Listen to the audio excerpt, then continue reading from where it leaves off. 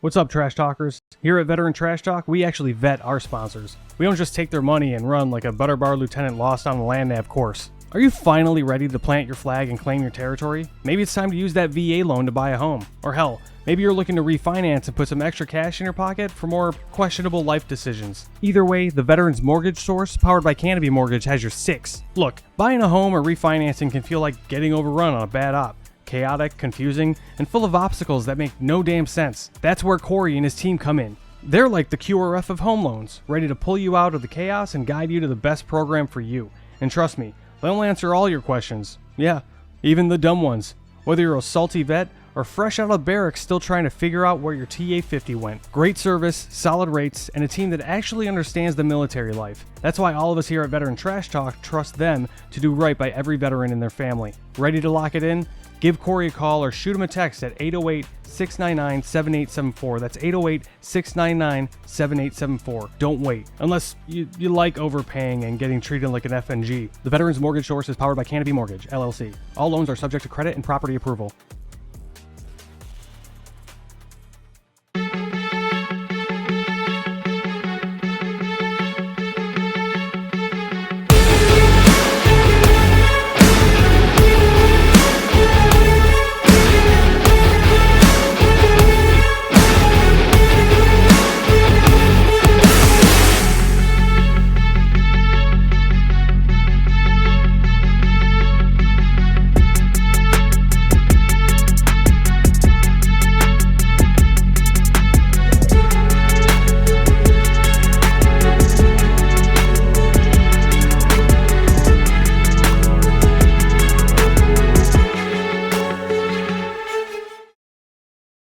What's up, Trash Talkers? Listen, it's impossible to fight, okay, if you don't know what you're fighting for. Does that make sense? Like, if you're in the dumps and you're struggling with mental health, things of that nature, it's going to continue tearing you down, all right? Because you're consistently trying to fight something, which is that demon, which is usually something from the past, right? Maybe that why needs to be fighting for your future. Let that be your why. Get the hell up and start fighting for your future. Stop fighting things that happened in the past. Easier said than done, right? Go seek help. It's okay not to be okay. A lot of people need to hear this. You are more of a warrior and a fighter if you stand up and say, hey, this has to stop. I need to go seek help. The stigma, everything has changed. It's okay not to be okay. And so my honesty cap is dedicated to a little, we'll call it a public service announcement for civilians and other people in the military. There are a few people that you should always take their stories with a grain of salt. Vegans, CrossFitters, and special operations guys that tell you that they were special operations without being prompted. The first thing they say is, yeah, I used to be soft. Right. The only unicorn in that entire group is like a special operations guy that was like a vegan and did CrossFit. That guy's probably going to stay quiet for a little bit longer because he's confused as what he should talk about first. And that's the only reason. All right. Anybody that says that they were soft without being prompted or without it being like a normal part of your communications is probably either an enabler or going to tell you a bunch of stuff that's not exactly true. What's up, Trash Talkers? What's up, Gruntworks Nation? Big Earl. You heard Dave talk. You heard Buddy talk. Now, Buddy's all about, he is a Green Beret and he's Special Forces and yada, yada, yada. But he will not tell you that unless, he really, really likes you and he's made dinner for you. However, what Veteran Trash Talk does is we bring a lot of light to the veteran community, the first responder community. We promote that what we're doing well, all right, whether we're running for office, we started a business, nonprofit, all those things. Veteran Trash Talk is a super clean page. We got Gruntworks if you want to go there and raise a little hell a little bit, but we are here to promote veteran-owned businesses. So the show you are about to watch is a veteran or veterans or a spouse of a veteran or a child of a veteran that's doing great things in the community, and we need your help promoting them and getting them all all the success that they need. All right, guys, enjoy the show.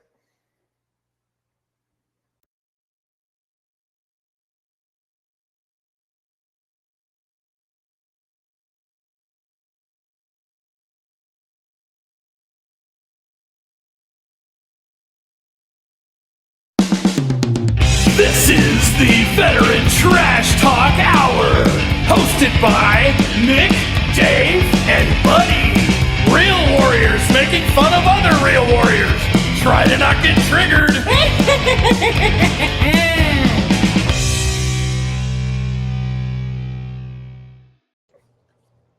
What's up, Trash Talkers? What is up, Gruntworks Nation? Welcome to Season 4, Episode 16 of the Trash Talk Hour. Special guest today is Army veteran and former Army officer Zach Farkas. And joining me today is Buddy. Happy Saturday, y'all. What's up? What's up, guys? Where's Nick? Where'd Nick go?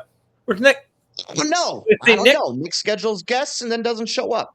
Yeah. Where's Nick? Is he behind Zach? Is he? Maybe he's behind Zach's frame. Maybe if we look on the sides, maybe we could find Nick. Maybe we'll see him. I don't know. He did send me a picture. I think he's in Annapolis. Well, he is in Annapolis. He was on a boat. Enjoying the time out there. So On a boat in Annapolis. What do you know? Yeah. That is the place to be on a boat because there are so many naval fellows that will take you on some type of boat and do Navy stuff, like swab the deck or whatever it is they do. Possibly. Yeah. I mean, he's doing good things out there. I know he's doing some big things with Natalie, something with getting coached up there, checking out the Naval Academy run team, athletics team, whatever it is. What does he need to be there to get coached? He doesn't need coaching. Yeah. He's already past his prime of running. He doesn't need any coaching. He's not doing it any longer. So he could just send her. And then from what I heard, he was having problems with his connection. Like he couldn't. Yeah. Because Walmart, or not Walmart, but Walmart has the free Wi-Fi. I guess McDonald's, free Wi-Fi. Buffalo Wild Wings. Buy a little soda, if you will, a pop if you're in Annapolis, I guess. Yeah, whatever. It is what it is. Good job, Nick. If you're watching this in the chat, tell us where you're watching from. Nick is not watching it, because he doesn't have any SIG. He's got no SIG on his pager. It is what it is. But anyway, if you're watching, let us know where you're watching from. Dave's mom is watching. Hi, Mom. Love you. Thanks for tuning in. And, before we get into the honesty cap and stuff, can we talk about the World Cup real quick? Can we talk about the U.S. and how phenomenally well they're playing? Or do you guys not watch soccer at all? You're like, nah. Yeah, can we talk about something else real quick? Just real quick. Okay. You want to pivot already. Let's go. When did Turkey become Turkiya? I know. That was weird. Turkey-A. They call him Turkey-A. They call him Turkey-A. It's just Turkey, guys. Don't church it up. It's just Turkey. Yeah. It's just Turkey. Kebab people. They're just kebab people. Like they're on their way home now. They're on their way home now, so we're not going to have to hear it anymore. But they'll be eating shawarma before the show is over. Yeah. I caught that too, man. I was like, am I the only one? No. Whoa. Hold on. Now, they have always called themselves Turkey-A. But Germany's also always called themselves Deutschland. We're not over here saying it's England versus Deutschland. Yeah. No. Yeah. They might have done a rebrand. I think they did. It didn't help them out because they played like shit. We're not going to forget the Armenian genocide, Turkey, and that's why you're going home from Group D. Boom, take that. Yeah. But let's talk about it real quick. If you are watching, this shirt is flying off the shelves. All right. It's the World Cup 2026 USA. We all know that the USA is obviously not going to win the World Cup. All right. So we need to get out. First of all, it's not going to happen. Hold on. Not a chance. Not a huge deal. But about 80 years ago, there were some Japanese people and some German people that were like, they're never going to win the World War. And then boom, what happened? 1945 came around. Bang. We win it. I'm not taking us out.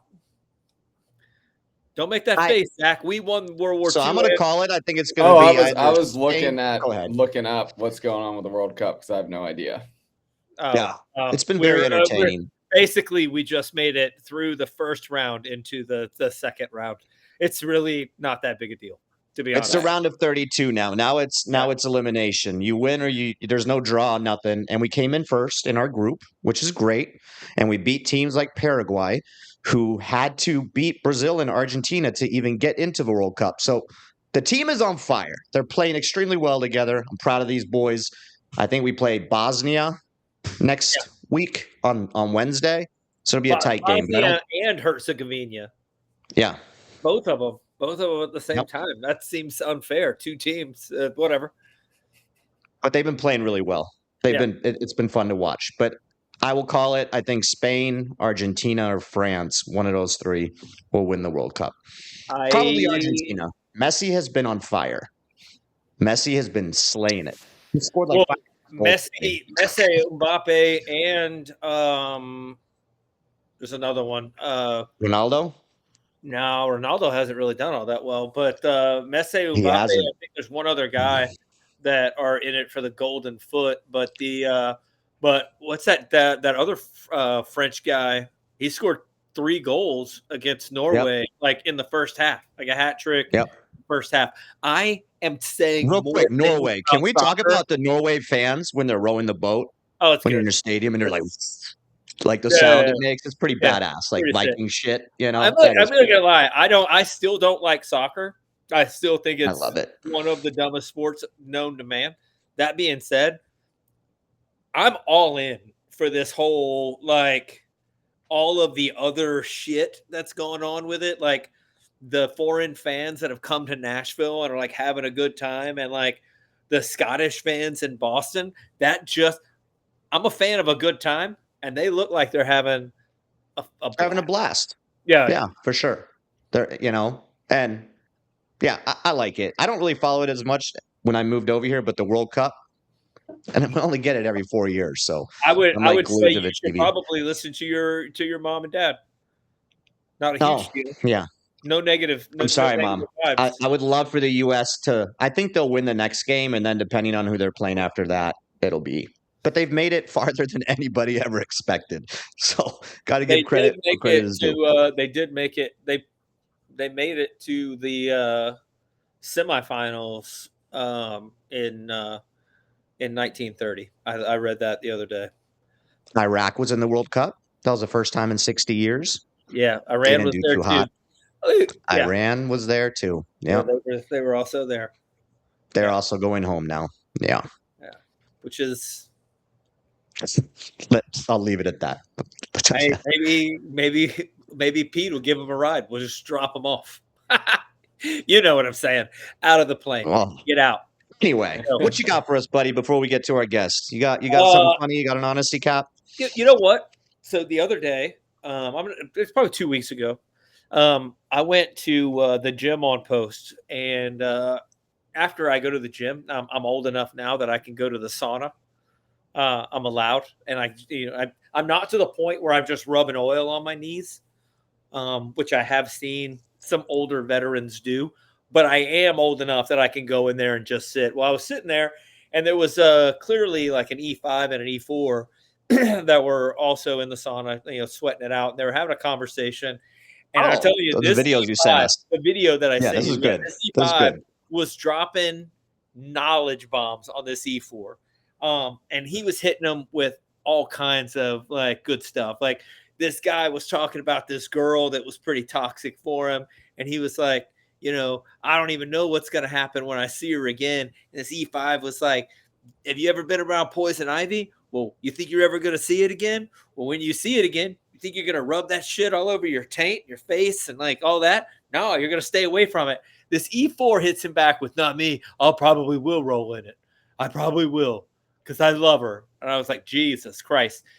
Then they kept on talking, and the guy finally said, and this is the quote that I took away, and I've actually thought about it more than I probably should have for the last couple of weeks. But this a little bit older guy tells him, he says, he's like, you're supposed to accept them. Like the little E4 was like, you're supposed to accept people for what they are, and this, that, and the other.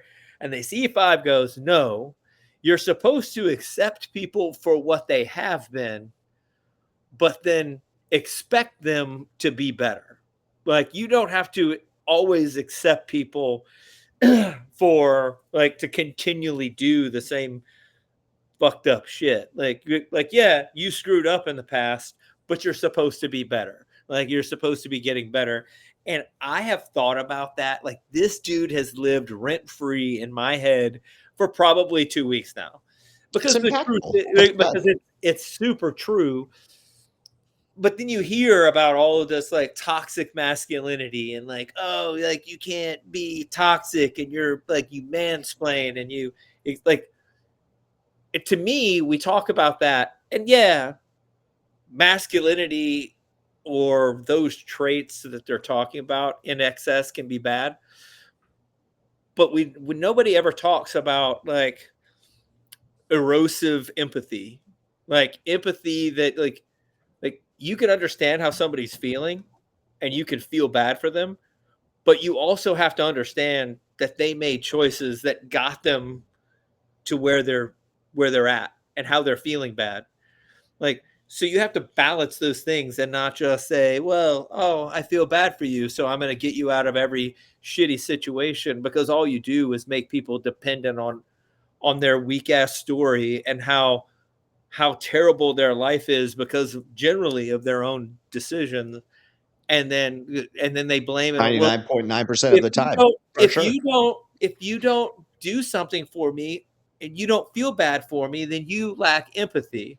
No, I don't lack fucking empathy. I understand that you feel bad, but that doesn't do anything to get you out of the situation. Like, what are you gonna do to be better? What are you gonna do to fix what's screwed up? How are you gonna change to be better? Like, that's not toxic. That's just normal logic. Like, if something's broken, you have to take the steps to fix it. Yeah. Your thoughts? I don't know. I mean, I agree.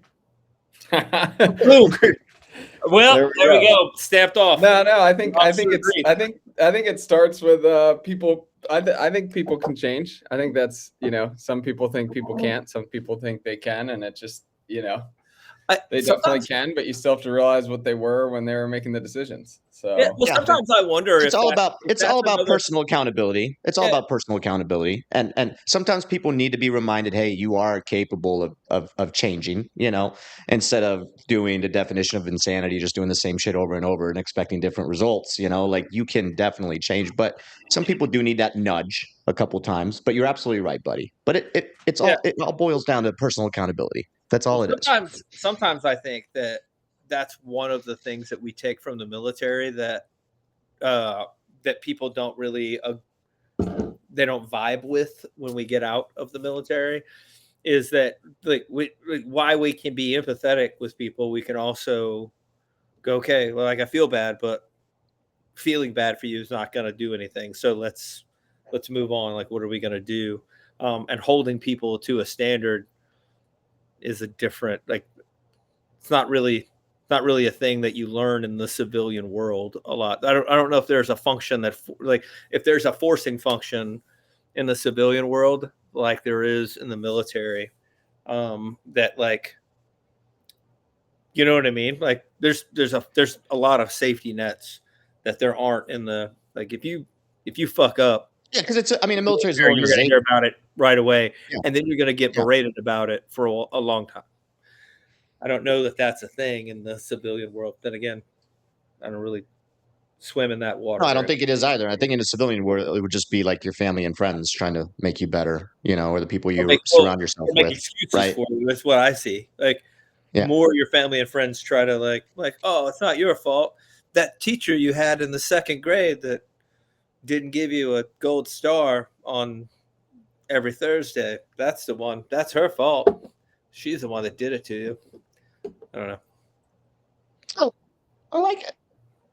Oh, well. So my weapons squad leader used to say the only person he was in competition with was the person he was yesterday. And I say that. I love that. Every morning. That's a good one. Yeah. That should be only that should always be the message. Like, your competition is you. Be a better version of yourself. You know, Yeah. all And day, you're gonna every day. lose. You're gonna lose some against that version. Yeah. And you're gonna win some, but you gotta at least try to win. Damn right. Yeah. And it's okay to lose, and it's okay to fail. That see, People fear NCOs failure. are That's some of the problem. smartest people on the fucking face of the fucking planet. Like now, that weapons squad quote is gonna be in my mind for at least fucking 2 weeks. It's a good quote. Yeah, It's a good quote to have. Remind yourself every day, buddy. Yeah. I love you, man. I'll text you as well tomorrow and remind you of it. It'd be good. do that. All right. So real quick before we get to our guests, summer plans. You're going to Europe, right? You're gonna go meet up with Link and link up with Nick. France. Yeah. Nice. We're gonna meet up in France. He's going to the Ardennes, and I am not.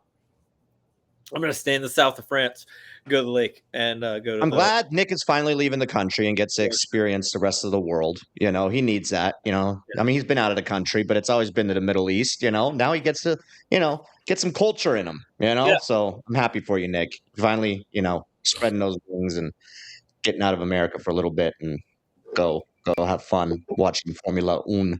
Yeah, it'll be a good time. Yeah. Wait, he's going to the. Oh yeah, they're going to the race. One of the races, I think, in Barcelona. Yeah, there you go. That's what it is. Yeah, I didn't know which one he was going to. I know he wasn't going to Monaco, but my oldest daughter is visiting from Germany, so we've had a blast. We drank a little too much yesterday. That's why I got this Bloody Mary going on, and then we're leaving for Hawaii next week, so we get to go see Tyler. We're stationed out there, so we're really excited about that. We'll be there for 7 days. I know 7 days is probably not enough, but got to plan it out. There'll be a bunch of beach days. Maybe get a hike in. Then that's about it. But Zach, yeah, what do you got going on? Just work. He's like, I'm just working. Grinding it out. Grinding it out. Tell us about what you're doing, Zach. Tell the people that are watching, our viewers, who you are again. And tell us what you got going on, brother. Yeah. So I'll just do a really quick background. Lucky enough to get stationed out in Hawaii. Bought my first house when I was 23 with the VA home loan benefit. Super cool. Rented out to a bunch of my friends. We had a good time. Refinanced that conventional. Bought my second place when I was 27. Got out when I was 28. 2 due loans. And then by the time I was 30, was the number 4 VA lender by volume in the country. So that was 2020. I stopped lending in 2022. I made, a decent amount of money between real estate investing and other types of investments. And then I spent like a year writing first checks into veteran founded startups. I just graduated from Chicago Booth last year, like a year ago now. And now I have a startup. So what is Chicago Booth? That is University of Chicago's business school. Oh, gotcha. Yeah. Nice. So, and then I trained Corey, the sponsor of the podcast. So shout out to Corey. He works really well with us as well. Shout out to our company, Armed Forces Across America. And we're going to see you next week, Corey. We love it. Obviously, you were his mentor, I'm assuming, like you said, or coached him at least. And Corey's amazing. So if you're watching, listening, you need a VA loan, hit up Corey. And then you can hit up us. And we have agents in every state, and we'll square you away. But what's this new thing you got going on? Some AI stuff? What are we talking about here? Yeah. So, I think when I was lending, I treated like veteran home ownership like a mission, like a no-fail mission.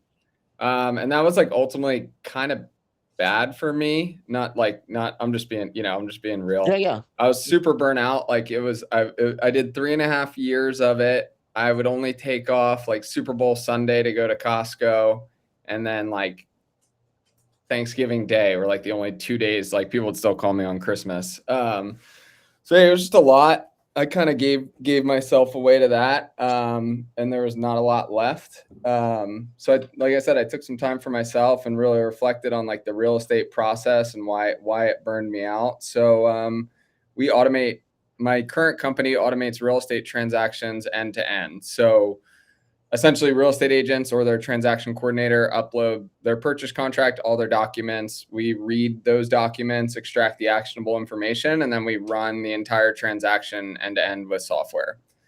So you're kind of like a TC, but it's all AI generated, basically. Or yeah, and it's pretty interesting. TC would be a transaction coordinator for like a real estate team or somebody in the background that does all the paperwork and stuff.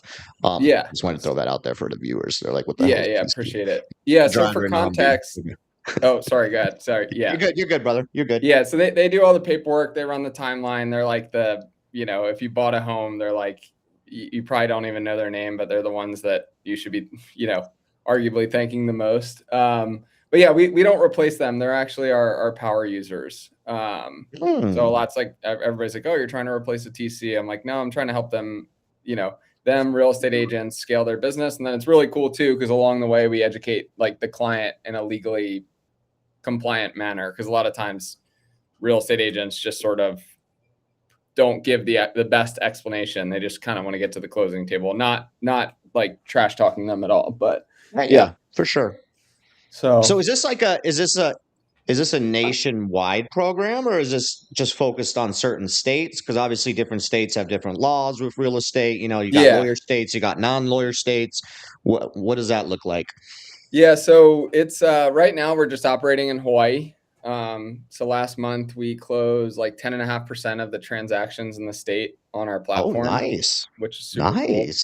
Yeah, but it's definitely, it's a grind. And then we're expanding to California in September. And then to your point, we train like our model essentially on that state's, laws and stuff. But then there's a second layer of that, and that is like the local business custom, which is a big part. And that's where a lot of like softwares get things wrong. So a lot of discovery, a lot of feedback from our users to get to an end product that they ultimately like. So very cool. And again, I might have misheard that. Is it AI or is it it's AI? Yeah, we use AI. I don't know. I think there's a spectrum of AI, I would say. But yeah, we certainly use it. But there's also a lot of like what I call deterministic infrastructure to make sure that we're 100% right, because you can't get anything wrong. So that's the more challenging piece. That's what's up. What's up. So just for anybody that's watching, so I can get this straight too, from my perspective, obviously you say you're not getting rid of TCs for, realtors that are watching.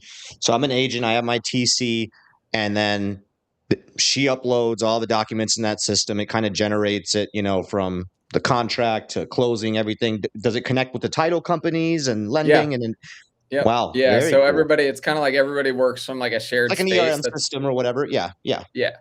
Everybody works from a shared space, because there's a ton of like, if you look at just like a purchase contract. So if I'm a buyer, right, my agent's probably going to fill out my purchase contract with me. They should be going over that with me. The buyer will sign it. Then that agent will send it to the seller. Then the seller will download it, upload it to DocuSign. The seller signs it. Then they have to download it, re-upload it to an email, send it back. And then it's like, that process happens for every single document. It's like, we have to download, we have to DocuSign, we have to send, they have to download, they have to DocuSign, they have to send. So there's a lot of digital whisper down the lane with the paperwork, which is like, if anybody's bought a home, it's kind of a shit show. And it's like, quite frankly, like maddening to try and keep track of all the paperwork. So we just make that more transparent. Collaborative is the word that we use. And then we educate the client about the process along the way. Again, like in a legal manner, in plain language. Very cool. I like that. Yeah. And especially if you said you guys are done 10 to 20% of all the deals already in Hawaii. That's pretty phenomenal. And then expand to a state like California. And then if it goes really well. Yeah. Yeah. Hawaii will do like 600 transactions a month. So like the percentage sounds good, but it's not actually like, we'll do like 60, 70 transactions. Whereas like California will close, I think it's like 30,000 a month. So just a lot. But like Hawaii is our pilot market. We wanted to work the kinks out before we went to a big market. That way, there's like a saying in tech, it's like you burn your first 10,000 users to get to your next 100,000. And like, you can't do that in real estate because it's a small community, people talk. And like, that's also just not like Absolutely. You're done for my life. Yeah. So, Yep. so yeah, we've Yep. worked out the kinks in Hawaii, and then we'll be expanding to California, which is pretty cool. So, and I never would have thought in a million years I'd have a tech company, you know, like that's what's up. Like 10 years ago, I was an infantry officer and like could not imagine it. Like, you know, so it's funny. That's what's up. And then California, if it goes well, further expansion, or are you like, no, we're gonna stop here? Like, Oh no, does it stop?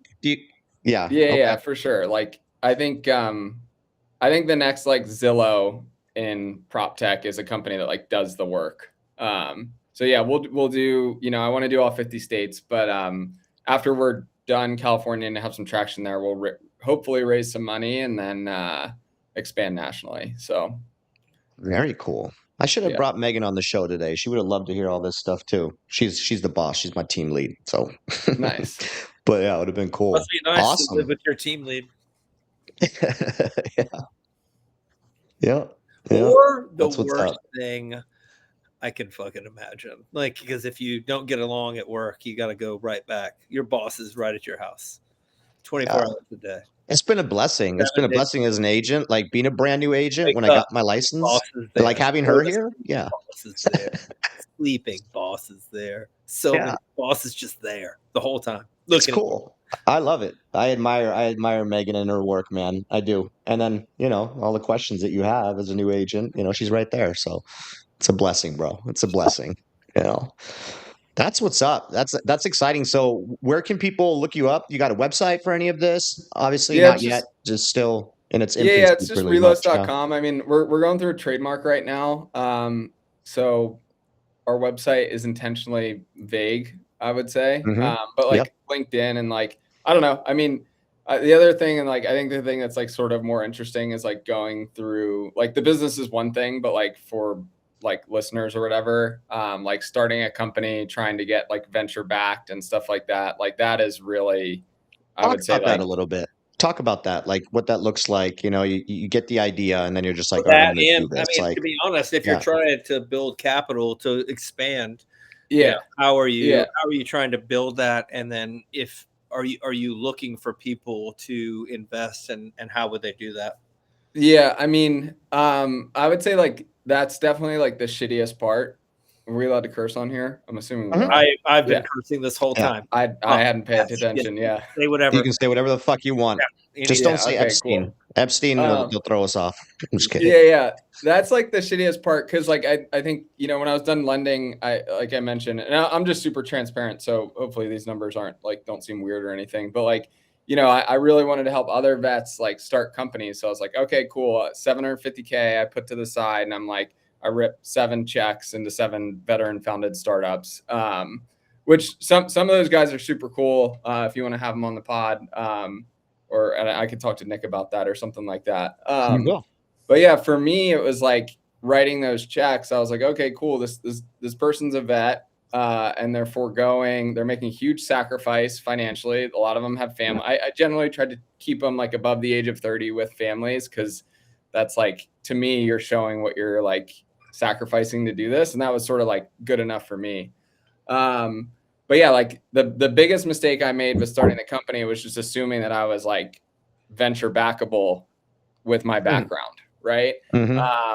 So it's like, you know, I was going around, I'm like, yeah, I used to be the number 4 VA lender by volume, and I've written these checks, and I went to this, you know, really good business school, yada, yada, yada. And like, you know, they do not care about any of that stuff. So the fundraising's definitely super, super difficult. So, and I don't. So if anybody ever has questions about that, I have a bunch of like lessons learned about that. Like we still haven't necessarily done it. Like the company's mostly self-funded, and then friends and family and some of my professors at school. But yeah, I think we'll get there, you know, but it's definitely stressful. Like, cause it's not like you can put like a GoFundMe or like something like that, because you also don't want to like throw anything proprietary out there. You know what I mean? I don't worry too much about the proprietary stuff. Like, and I did this when I was lending too, is like, everybody was like, oh, like what's your secret? And I was like, fuck, answer the phone. Yeah. know, like it's like really that simple. Like for this, when people are like, oh, you have a competitor or someone can do it, and it's just like, I don't know, I just don't worry about that. Like kind of back to the like people kind of back to the my weapon squad leader, like what's your competition? It's just like as long as we're progressing as a company, like I'm happy, and that's the best we can do, right? But there's nothing like, I mean, it's painstaking data labeling. So meaning like we go through Hawaii standard 66, there's 66 actionable contingencies that permeates into like 25 million contingencies or 25 million end states of the contract. So we have to count for all 25 million of those plus business logic. So you just need like some very competent people to take a lot of time to figure all that out. And it's like, yeah, so I don't really worry too much about proprietary. Like, you know, I would help people try and do what we're doing. It's like, it's literally that hard, you know?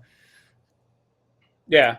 Well, I mean, but again, like it's, so if like you were doing like a grassroots thing and you just wanted people to try to build some capital or whatever, I mean, other than going to basically your local rich guy and being like, hey, like I'm and pitching him your business model and all that stuff.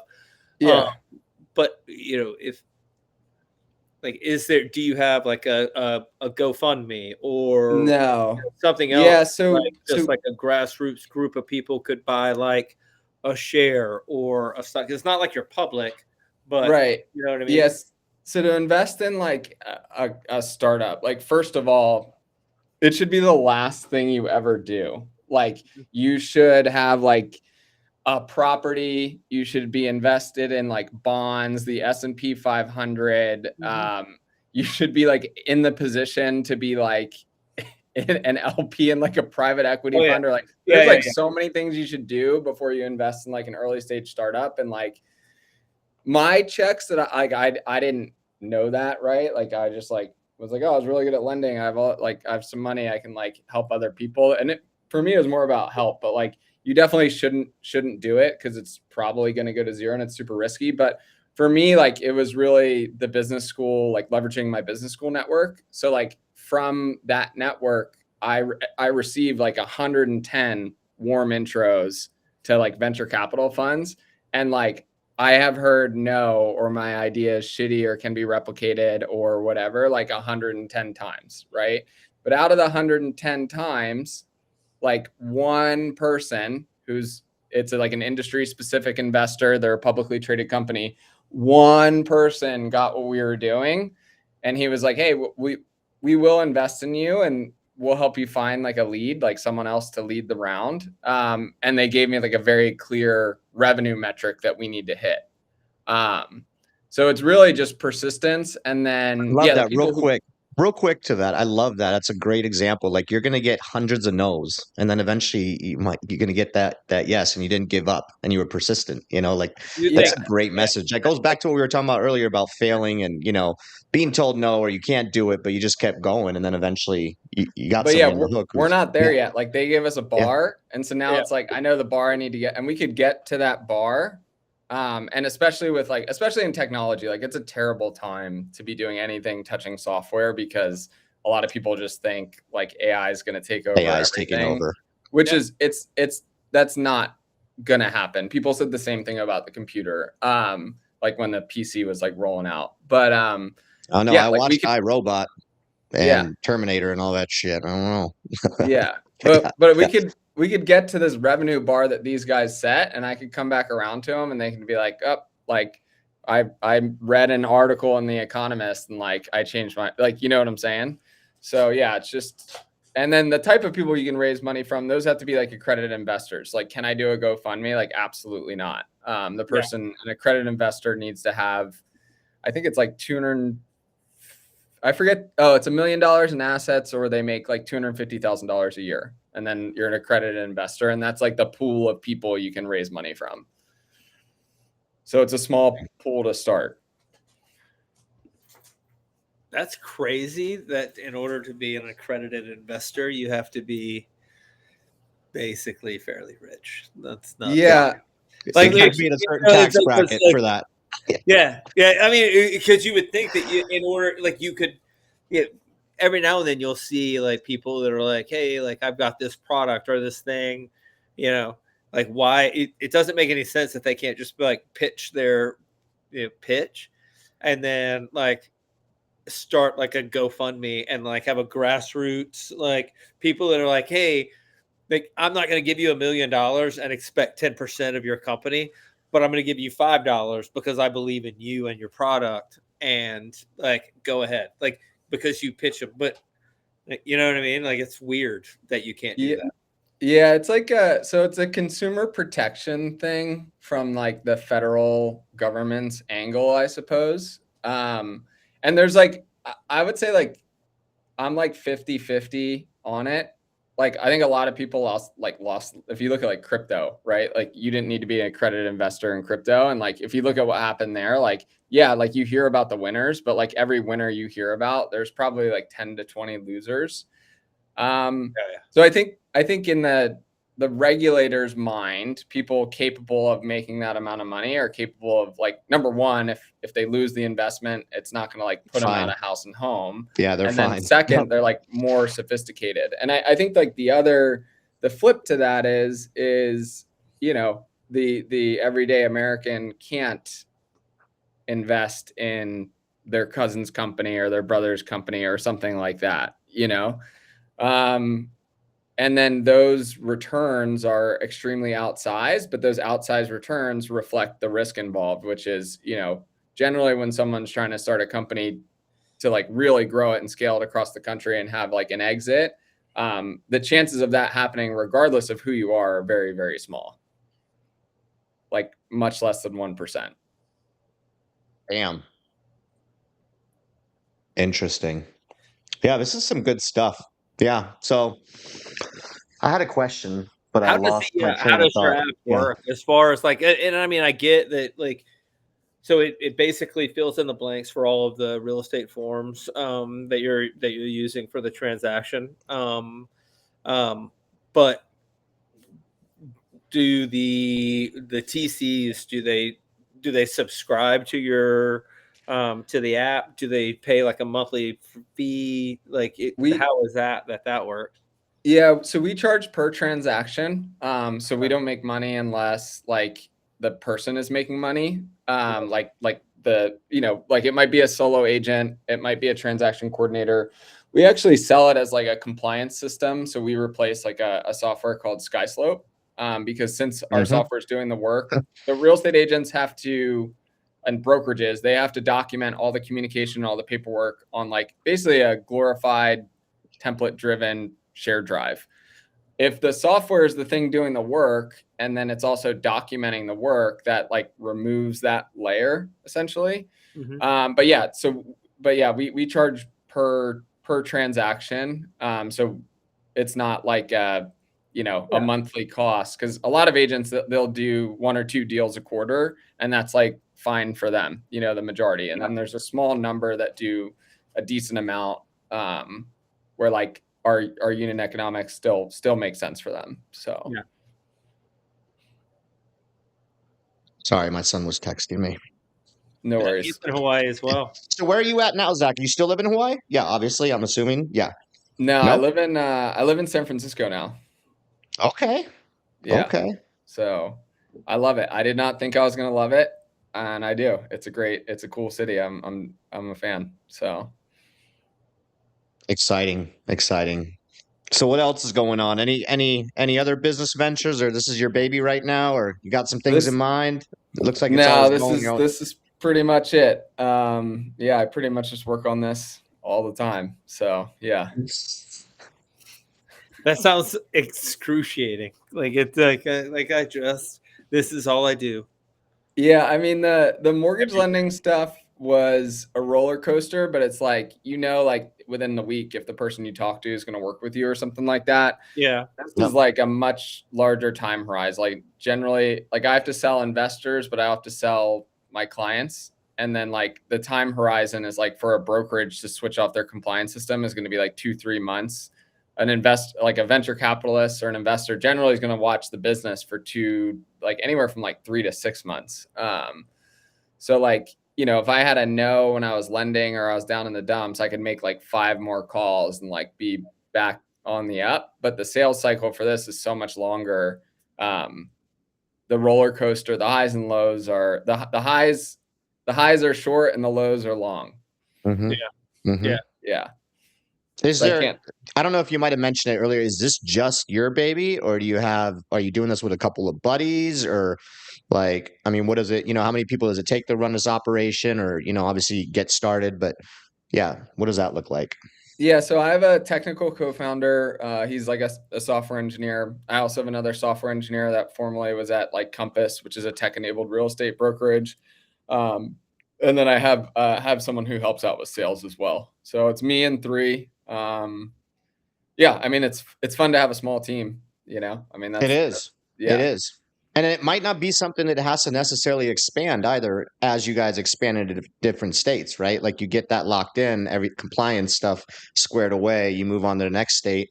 It just doesn't feel like you would need additional people. I could be wrong on this, but the way the system works and the way it operates, it doesn't sound like it would necessarily need more people. Yeah, I mean, it just that's to the point of like, what do we want to do with it? Like, Yep. we can't really like cover our nut in Hawaii alone, just because it's like a small transaction volume and we charge per transaction. We could cover our nut very easily in California with like this. Like, I could be profitable with the same market penetration in California. It's just a matter of that's not what I want to do. Like I want to Right. like change how transactions work across the country. So yeah, like we'll grow for sure. But it is nice with like the AI stuff. You can do a lot more with a lot less. Yeah. It's insane.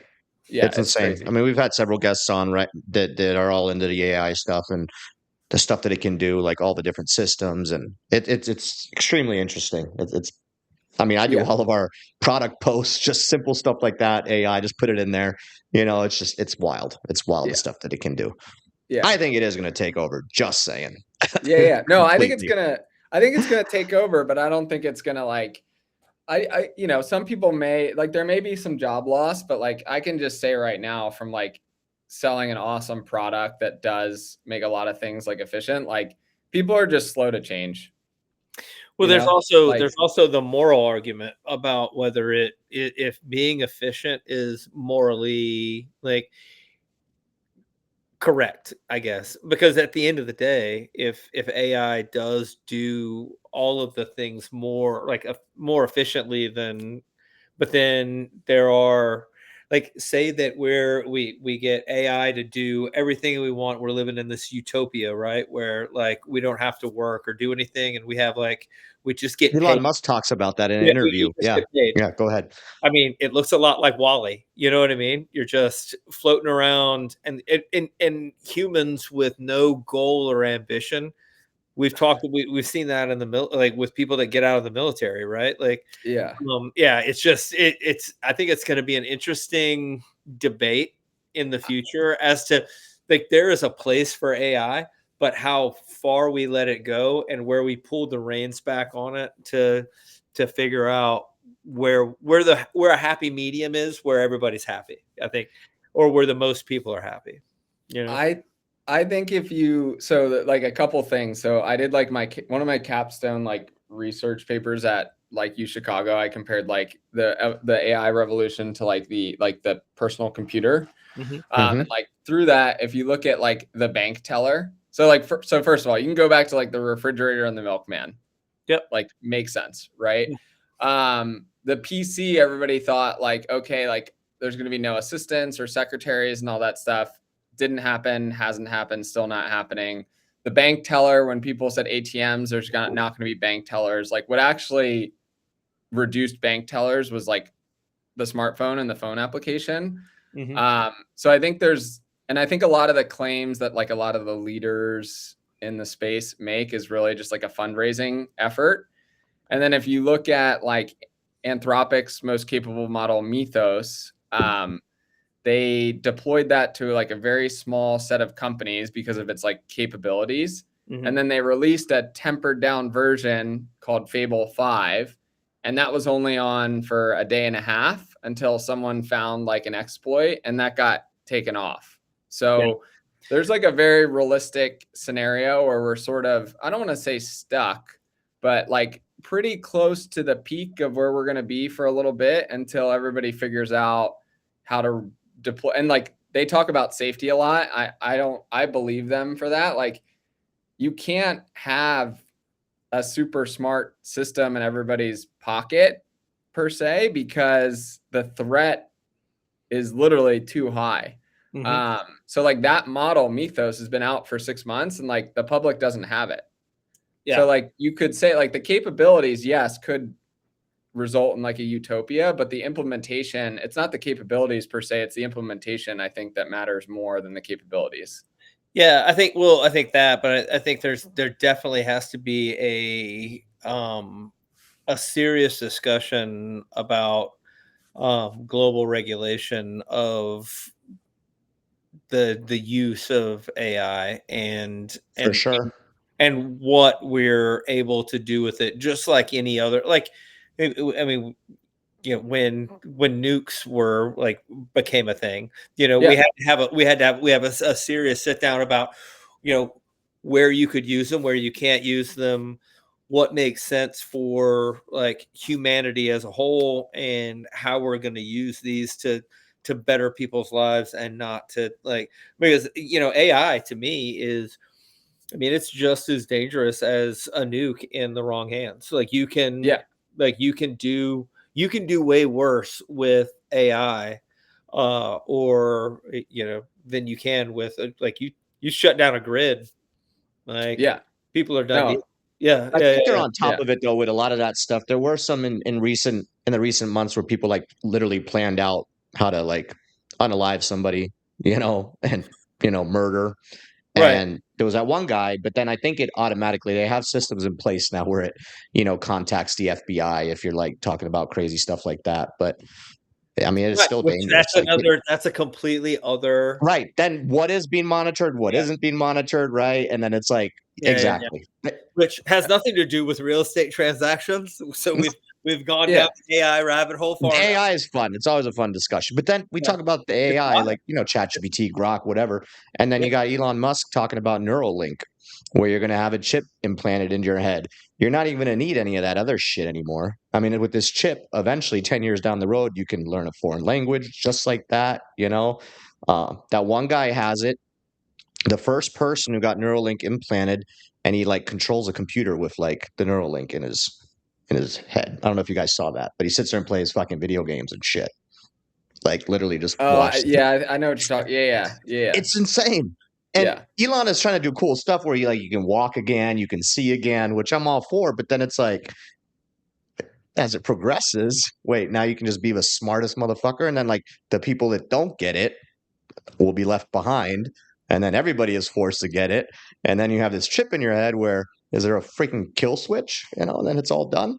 That's why it's like, is Elon Musk the Antichrist, or is he the freaking best person in the world, But anyway, I just went off on a big tangent. But that stuff's wild. ChatGPT, all that won't matter, man. You just get that Neuralink in your head, But anyway. I don't know. I think things will happen slower than what everybody thinks personally. And we shall see. Like I said, I think we're already seeing that a little bit, but that's what's up. Well, this was a good time. Go ahead, buddy. What? I said right now they're trying to figure out where to build data centers, and the power. We don't have the infrastructure for it to grow at this point. We don't. That's another real constraint. Yep. True. See what happens. I'll tell you what, it makes a hell of a logo if you're trying to make a logo. You just chat GTP it up. Oh yeah. No, it does. That's the other thing that I think is super funny is that I love it. Talk about people talk about like AI and it get misused. Probably 90% of AI is like just stupid at like how do I cook pancakes? Like possibly that should be regulated as well.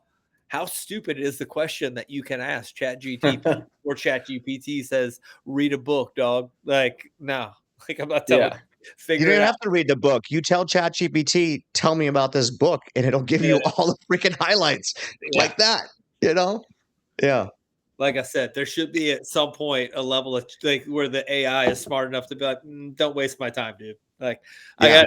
I got other people over here asking me real questions. You're Yeah. asking me stupid shit. I don't want to deal with it. What Like, I think is crazy, real quick, to the AI thing, because I still had some GI Bill left, so I'm finishing up my degree, and I do it online full time. But bro, the amount of discussion posts in college were Oh yeah. like it is. We had to do our very first class was about using AI. Like if you have a paper and you wanted to like grade your paper, cool. But like these kids are posting shit and adults. they're stupid And the dash because is they're still in there. They're like stupid. completely using AI for They're everything. stupid. You know what? I had a buddy of Stupid. mine. I had a buddy of mine that he's really into like he uses AI for a lot of things, and he just finished his master's degree. And he was like, people that use AI to write their papers and do their things, they're just using it incorrectly and they're stupid. He's like, you should use AI like a staff, like a military staff. You Mhm. ask it Yep. to get to gather you information so that you can learn. And then like I used to use it when I was doing my degree. I used it all the time to write my outline, like to come up with an outline. So That's I what my didn't college waste said too. The time. class we took, use it for ideas, get Yep. you So I started, didn't and have to then waste yeah, time with the freaking cloud and like yeah. writing all these other like I would say, hey, like this is what I want to like. This is what I'm thinking I want to do. Give me an outline that kind of like hits that up, and then I would like okay, and then I would just type it up. Like you're just but you're using it like a staff, like your S1. You know what I mean? People Like are posting like, bring and then that the up, references don't even match what AI is because dude. AI will fuck up Oh, massively. AI It'll will Yeah. fuck up. just make up references, And dog. I'm It like, Yeah. will holy just shit, like why? throw I'm some like, I shit can't out believe there that that they're. And then I'm like, doesn't oh, exist. this person's not going to be here in a week. And then I'm like, the end of the unit, and I'm like, this motherfucker just got 3 credits. Like, and they Yeah. have the dashes in there, and then the references don't match what it's saying. It has nothing to do with what we were supposed to read. Blows my mind. Like that's where AI needs to be controlled, where colleges have to get after it for some. I don't Full know. circle Can they even? back to the erosive empathy thing. That's where wait, we have to hold people to a standard. Like if you turn in an AI paper, you failed. You cheated. Get the fuck out of here. Like Yeah. you didn't learn Yeah. anything. And that's the point of the like of what we're doing is for you to learn. You didn't, so bye. You're gone. Like, It's but they wild. won't. They'll just like, whatever, it's fine. Yeah.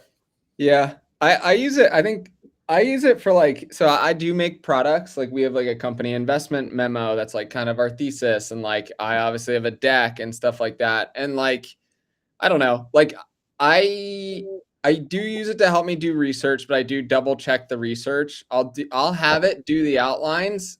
And in like some cases in our like investment memo, like I just, yeah, I provide the bullet points and then I kind of like edit, like I'm the editor and it's the writer. So that's Mhm. but a lot of people do it the other way where they're the writer and the AI is the editor. I Mhm. have the AI be the writer and then I'm the editor. And then I like double check for the BS and like, I don't know. I think it still works my brain out the same way it would if I wrote it down. I think it just saved me time. But like, I don't know. I think it's just how you got to figure out what I works use for it. you. I use it in college. I'll do an entire paper. I write it, and then I put it in there and be like, grade this shit. And a lot Yeah. of systems, that the college provides can do that for you anyway. But it's great, Yeah. Yeah. and that's a safe way to use it. Like, but I Yeah. use it for product posts for veteran trash talk. I put a shirt in there, and I'm like, put this shirt on a freaking stud or a good looking dude, and then fucking just puts it on there, And it's like, Yeah. make me a product post, and then it'll make me the product post. It's amazing. It's amazing. Yeah. But It's anyway, cool. yeah. Well, this was fun. Well, you guys got anything else or no? I don't think so. No. No. No. I'm excited to see where this goes. If you venture on into Arizona eventually, we'll definitely have to have a sit down. That's where we're at. Yeah. And that's where the team is rocking and rolling. And then we are obviously nationwide as well, but we'll have to grab some coffee or something or jump on a Zoom call or, maybe see what we can do. But Yeah, let's do for it. anybody that's watching, if you're watching right now, this was our season finale. So we will be back in August. We're going to be enjoying the summer with our families and friends. And yeah, final last words, Zach, and then I'll close us out. I had no idea it was a season finale, but hopefully It it's sure a was. season finale worthy. So no, it was Season cool. 4 Thanks is for having done. me. It was fun. Yeah. Super Yeah. fun. Yeah. Thanks for having you on, and thanks for coming on, brother. And look forward to your expansion to California and then the rest of the country, and then maybe global. Yeah. Who knows? That'll be fun. If you tuned in late, go to VeteranTrashTalk.com. That is our website where you can grab the links to everything, where you can rewatch, re-listen. Go to shop.VeteranTrashTalk.com. Buy the awesome World Cup shirt. Okay, we made it out of group play. We might win next week, but then America. We are gonna win it all. I'm putting it out there. We're winning it France, all. Spain, or Argentina. And if I had to pick those one of those three, it's going to be Argentina. Yeah, I'm going to tell you, we're number one. We're going to win. We're going to destroy these other teams. Also, Spain and Argentina, suck it. It's what you get for hiding the Nazis. You guys. We're coming after you. We're going to beat you this year. Yep. All right. Cut it, Chris. We'll catch you guys in August. Love y'all. Faceman VTT out. Boom.